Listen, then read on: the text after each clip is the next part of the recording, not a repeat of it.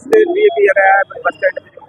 देखिए, ये जो देश का भविष्य होते हैं ना युवा, उनके साथ मोदी सरकार ने जिस दिन से बनी है और आज तक धोखे पे धोखे करी जा रही है। अभी ये जो एग्जाम कंडक्ट किया गया था, ये एग्जाम अगर आपको ध्यान हो तो जिस दिन चुनाव था 25 तारीख, जिस दिन रिजल्ट आना था उससे कुछ दिन पहले ही ये जो एग्जाम था ये कंडक्ट किया गया था। ये धांधली इनकी शुरू से ही नजर आ रही थी। ये लोग युवा विरोधी है। इन्होंने शुरू में युवाओं से वादा किया था जब 2014 में आए थे कि हम 2 करोड़ रोजगार युवाओं को देंगे। फिर युवाओं के लिए इन्होंने कुछ नहीं किया। कहते हैं कि जो ऑटो रिक्शा चलाता है, जो ट्रक चलाता है, जो बस ड्राइवर है, उसको भी रोजगार में शामिल कर दिया।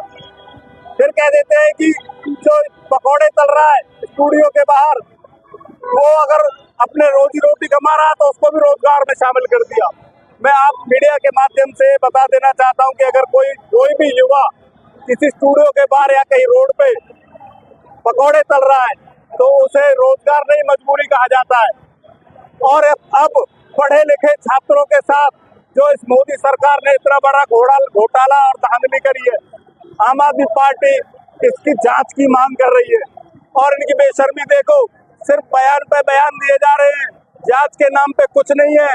जो शिक्षा मंत्री है देश के धर्मेंद्र प्रधान जी, उनका भी कोई ऐसा रवैया नजर नहीं आ रहा कि वो इस घोटाले की अच्छी तरीके से जांच करवाई जाए। अगर इनको किसी बेगुनाह को जेल में डालना हो तो रातों रात ईडी और सीबीआई भेज के ये गिरफ्तार कर लेते हैं, परंतु जब स्पष्ट तौर पे घोटाला नजर आ रहा है इन लोगों का, तब सारी सरकार मुंह में दांत के तले उंगली दबा के जरूर बैठी है, परंतु कुछ बोल नहीं रही है। प्रदर्शन के बाद अगर धांधली की जांच नहीं होती तो आम आदमी पार्टी का आगे क्या स्टैंड रहने वाला है? मैं आप लोगों को विश्वास दिलाना चाहता हूँ कि जितने भी युवाओं के साथ ये धोखा हुआ है, और मैं तो सिर्फ एनईटी की बात नहीं कर रहा, देश के हर युवा के साथ धोखा हुआ है।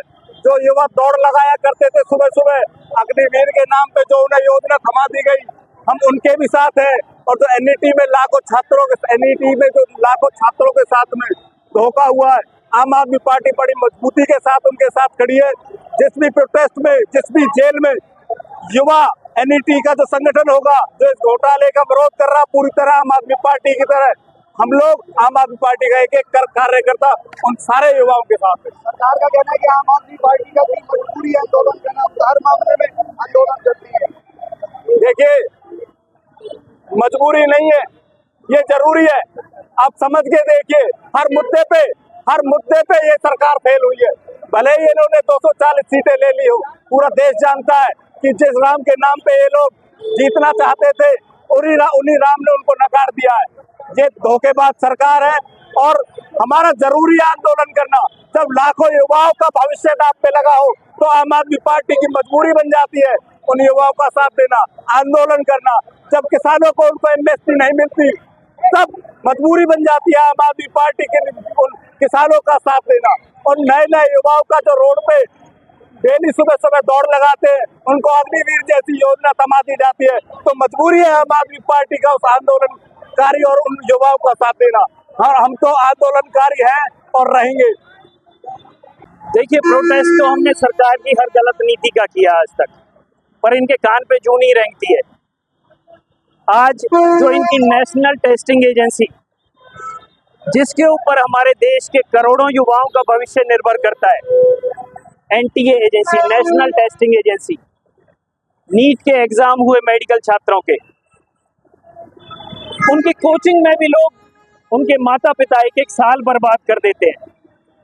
कितना ही खर्चा उसमें अंधाधुंध होता है। और इन लोगों ने कितनी बेशर्मी से उस नेशनल टेस्टिंग एजेंसी का मजाक उड़ाया कि 720 में से 720 नंबर दे दिए। 64 छात्रों से ऊपर के ऐसे नंबर हैं जो नाजायज हैं। इनका प्ली क्या था कि ग्रेस नंबर दिए गए। अब वो ग्रेस नंबर एक ही सेंटर पे 6 लोगों के 720 के 7 नंबर, और उनमें से एक छात्रा के बायोलॉजी में 0 नंबर। आप सोचिए कि कितनी बड़ी धांधली हुई होगी इस संस्था की। इस संस्था की धांधली को उजागर करने के लिए, युवाओं तक अपनी आवाज पहुंचाने के लिए कि आज हमें जरूरत है आम आदमी पार्टी युवाओं से समर्थन मांगती है।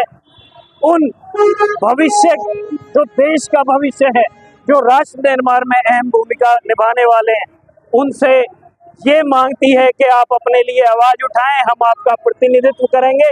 और हरियाणा के अंदर जो धर्मेंद्र प्रधान आज प्रभारी बन के आया है, वो प्रभारी को यहाँ की देश की जनता, हरियाणा की जनता, उसने देख लिया कि शिक्षा घोटाला करके आया है, यहाँ के भविष्य को भी बर्बाद करने आया है। बीजेपी की नीति रही है युवा के भविष्य को बर्बाद कर दो, ये आवाज उठाने लायक नहीं। इन्होंने जांच कमेटी बना दी है, दूसरा पानी का पानी करेंगे, उसको लेकर क्या कहोगे? सरकार, ये जांच पूरी नहीं होगी। एक बड़ी जिम्मेवारी के साथ, एक वकील होने के साथ मैं आपसे जिम्मेवारी से कहता हूं कि इस जांच में कुछ भी नहीं होगा, क्योंकि एक तो बीजेपी के रिश्तेदार का ही स्कूल है जहां पे सेंटर था, जहां से बच्चे पास होके निकले 720 में से 720 नंबर उनके। आप उनके दोबारा टेस्ट करा के देख लीजिए, कोई मांग ऐसी कीजिए कि उन लड़कों के जिनके 720 आए दोबारा टेस्ट हो, और अगर वो पास हो जाए तो हम कहते हैं अपने शब्दों को वापस लेंगे। इन्होंने सिर्फ और सिर्फ गड़बड़ झाला किया है। अगर उचित कार्रवाई नहीं होती तो आम आदमी पार्टी का आगे उचित कार्रवाई नहीं होती है तो पूरी आम आदमी पार्टी का कार्यकर्ता हर कॉलेज के बाहर, इनके डीसी ऑफिस के बाहर, एसडीएम ऑफिस के बाहर, जो भी सरकारी तंत्र है उनके बाहर धरना देगा और इन बीजेपी के लोगों को चेताने का काम करेगा कि 2024 ये 2 महीने तुम्हारे सरकार आने के बाद बता देंगे कि कहां कहां आपने षड्यंत्र किया, बाहर निकाल देंगे सारा कुछ। देखिए, युवा की आवाज उठाई है, आम आदमी पार्टी ने अपने हित की नहीं उठाई। आम आदमी पार्टी बिजली, शिक्षा, स्वास्थ्य यही आवाज उठाती आई है, और शिक्षा के साथ यह कितना बड़ा जुड़ा हुआ मुद्दा है, कितना बड़ा जुड़ा हुआ मुद्दा है, ये तो आप समझ सकते हो। तो आप ना देखना, इसका बहुत बड़ा प्रभाव जाने वाला है पूरे हरियाणा। नजदीक आ रहे हैं, अक्टूबर में चुनाव होने जा रहे हैं, क्या उसका इस पर असर पड़ेगा? बिल्कुल पड़ेगा, डेफिनेटली पड़ेगा। और हम यहाँ ये भी साबित करेंगे कि आम आदमी पार्टी ने गली गली में, घर घर में जाके काम किया है। जो वादे हमने किए, गारंटियां हमने दिल्ली पंजाब में दी, वो हमने पूरी करके दिखाई और हरियाणा में भी पूरी करके दिखाई।